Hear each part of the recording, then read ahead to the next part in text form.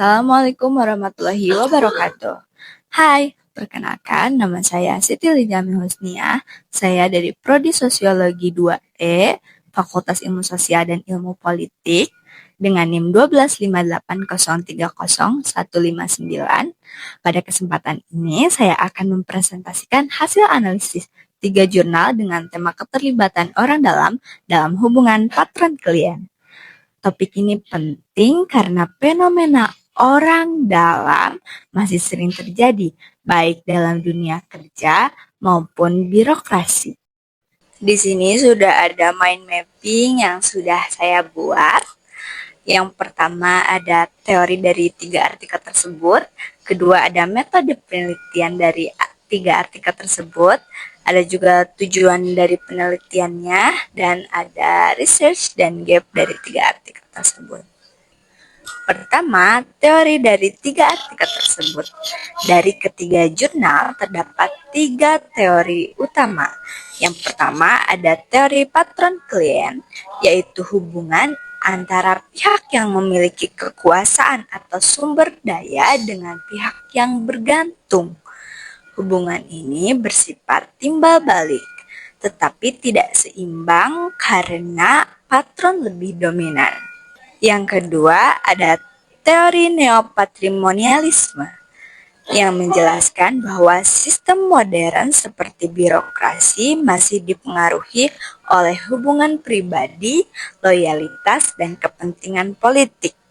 Ketiga, ada teori pertukaran sosial yang menjelaskan bahwa hubungan ini terjadi karena adanya saling memberi keuntungan seperti akses pekerjaan ditukar dengan loyalitas.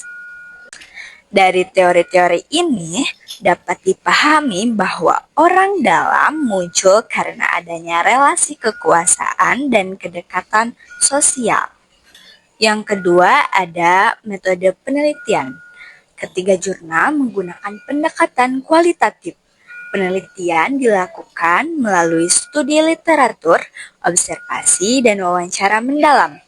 Analisis data menggunakan metode deskriptif dan konten analisis untuk memahami pola hubungan sosial yang terjadi.